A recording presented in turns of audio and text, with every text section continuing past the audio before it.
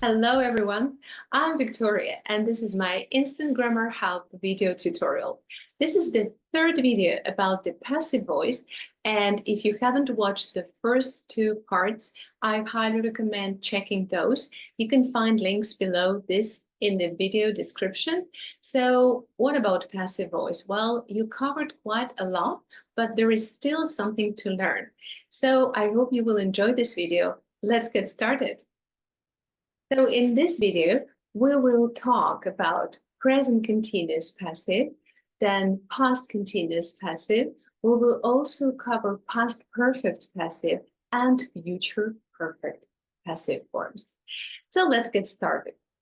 What do you have to remember? You remember from my previous videos, if you watch those, that there is this wonderful formula for the passive voice, the verb to be and past participle of the main base verb. So the only part that we usually change is the verb to be. Let's look at the present continuous passive. So what you have to remember is that we will use am, is, are, being, and at past participle of the main verb in this case. So my car is being fixed, right? Or my house is being repaired. That's how we should use it. Let's look at this example. Your friend is calling you and asks you if you can pick him up at the mall. And you can say, oh, sorry, I can't pick you up at the mall. My car is being fixed now. In this sentence, we use, yes, is being fixed now. This is present continuous passive because this is happening right now at the moment of speaking. However, it doesn't have to be at the moment of speaking. It can be an ongoing situation, like in this example. The new library is being built downtown. Well, maybe not right now, but it's an ongoing action, and we can see that this is in progress, right? And it will be over sometime, but now it's being built. So this is basically how you should use and how you should form the present continuous passive. I hope it's clear. Let's move on to the next one. As I promised, it will be past continuous passive. And to form past continuous passive, you will have to change the verb to be again, and it will be was or were being. Look at this sentence. The flowers were being watered when it started to rain. So were being watered. This is our past continuous passive. I'm using were just because I have the flowers, the plural form. And if I had one flower, I would say the flower was being watered. Okay, and here you can see the second part of the sentence, which is in the active voice, and it's past simple. It started to rain. Okay, so here is another example.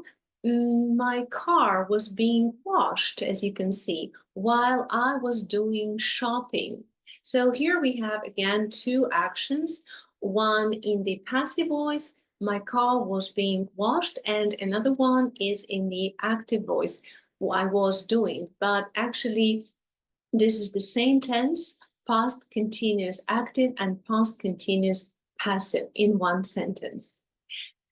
Okay, that's all about the past continuous passive. And the next one is the past perfect passive. Okay, so how about this one? As you can see, again, we change only the part which relates to the verb to be. And so we should use had been in this case. The dinner had been cooked by the time the guests arrived. So what happened first? The dinner had been cooked. As you remember, we use past perfect, usually active or passive, when one action happened before another action in the past. So the dinner first had been cooked, and then our guests arrived.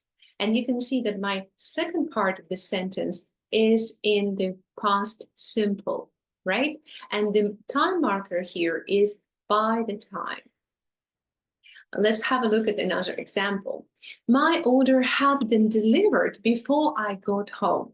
So the first action, somebody delivered my order, right? So my order had been delivered is in the past perfect passive because it was the first action. And then the second action, I got home from work. So, and it happened before. So basically, just keep in mind, you use past perfect passive in the same situations when you use past perfect active. You just have to remember what action was first and what action happened next. So the first action would be always in the past perfect, yes, passive or active. All right, so I hope this is all clear, and we're moving towards the end, and the last part of today's presentation and the video will be about the future perfect passive.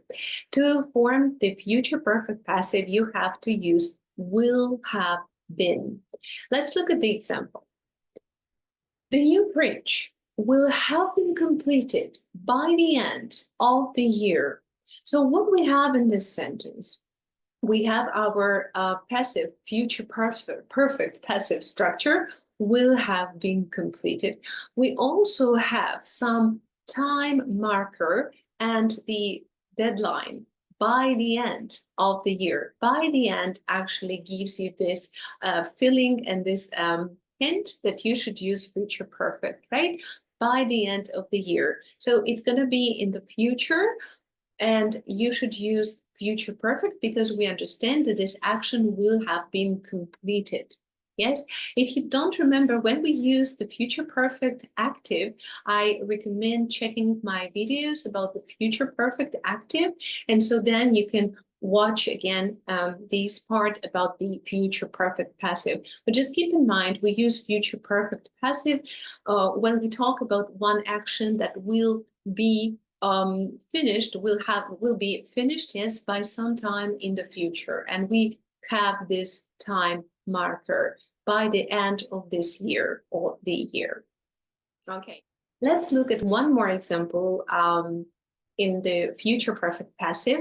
Imagine a situation. We are planning a study group for next week. So this is our time marker, next week. Yes, sometime we're planning a study group. And so we have some expectations, and we can say, by the time we meet, the exam results will have been posted, right? So will have been posted. This is the future perfect passive. And why we should use it here? Because you have this time marker, by the time we meet, and our time, like, marker here is next week, because we are planning a study group for next week. By this time, I will have maybe got my results, and these exam results will have been posted. If I'm using by the time, I should use future perfect.